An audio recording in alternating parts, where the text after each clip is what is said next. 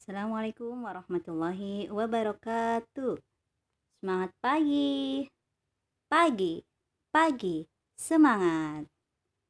Apa kabar hari ini? Alhamdulillah, luar biasa. Tetap semangat, tetap ceria.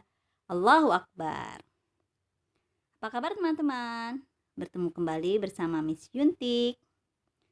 Insya Allah, hari ini kita akan membahas tentang bahasa sains, yaitu mengenai penanggulangan penyakit menular.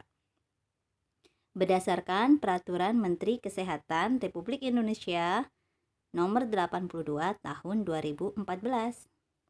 Kira-kira membahas tentang apa saja ya?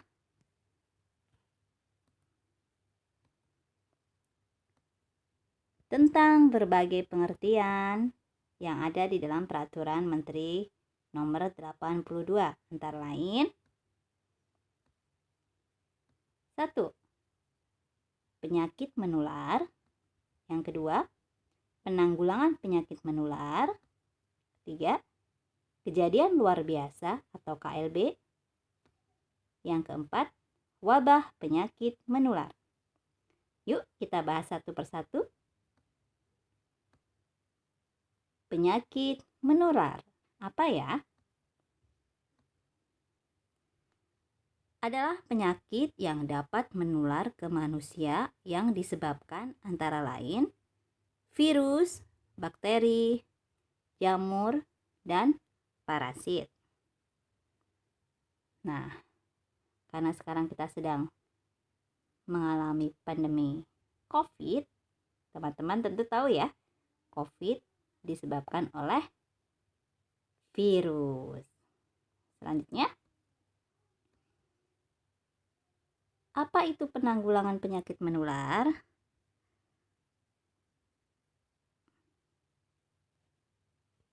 Next.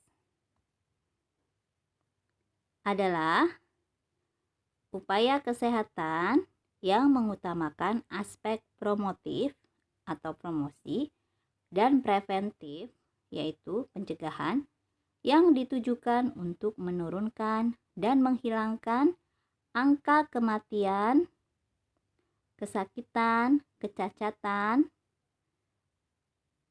untuk membatasi penularan serta penyebaran penyakit. Selanjutnya, apa yang dimaksud dengan kejadian luar biasa atau kita sebut KLB? Adalah timbulnya atau meningkatnya kejadian kesakitan dan kematian pada suatu daerah dalam kurun waktu tertentu. Nah, kalau kondisi sekarang teman-teman, tentu sudah luar biasa juga ya, karena setiap hari laporan peningkatan pasien di Indonesia COVID-19 ternyata semakin hari semakin meningkat. Astagfirullahaladzim, semoga kita semuanya terhindar dari wabah virus COVID-19 ya teman-teman. Apa itu wabah penyakit menular? Adalah kejadian berjangkitnya suatu penyakit menular dalam masyarakat yang jumlah penderitanya meningkat secara nyata melebihi dari keadaan yang lazim pada waktu dan daerah tertentu serta dapat menimbulkan malapetaka. Contohnya, apa yang terjadi seperti saat ini. Tujuan pengaturan penanggulangan penyakit menular. Ada beberapa teman ya. Yang pertama, melindungi masyarakat dari penularan penyakit. Yang kedua, menurunkan angka kesakitan, kecacatan, dan kematian akibat penyakit menular. Dan yang ketiga adalah mengurangi dampak sosial, budaya, dan ekonomi akibat penyakit menular pada individu, keluarga, dan masyarakat. Nah, kondisi pandemi sekarang sudah mencakup ketiga-tiganya ya teman-teman, karena sudah mempengaruhi berbagai aspek kehidupan di masyarakat dunia. Penyebab penyakit menular ada dua teman-teman. Yang pertama, dia disebabkan oleh penyakit menular langsung. Contohnya difteri, pertusis, tetanus, polio, campak, tipoid, kolera, rubella, yellow fever, influenza, meningitis, dan lain sebagainya. Nanti teman-teman bisa lihat di modul ya. Ada beberapa istilah yang memang asing buat teman-teman. Nanti teman-teman bisa browsing di rumah bersama ayah bunda. Karena ini memang istilah untuk pembelajaran tinggi ya. Paling yang bisa teman-teman cukup pahami, influenza, polio, campak ya. Dan yang kedua adalah penyakit tular vektor dan binatang pembawa penyakit. Contohnya malaria, demam berdarah, chikungunya, kecacingan, dan lain sebagainya. Nah, COVID-19 ini salah satu yang disebabkan oleh, untuk saat ini semua orang berpendapat disebabkan oleh binatang pembawa penyakit ya, kelelawar. Upaya penanggulangan penyakit menular terdiri atas 3 tahap teman-teman. Yang pertama, pencegahan, yaitu dilakukan untuk memutus mata rantai penularan, perlindungan spesifik, pengendalian faktor risiko, perbaikan gizi masyarakat, dan upaya lain sesuai dengan ancaman penyakit menular. Yang pertama, pencegahan. Adapun yang kedua adalah pengendalian. Tujuannya dilakukan untuk mengurangi atau menghilangkan faktor risiko penyakit dan atau gangguan kesehatan.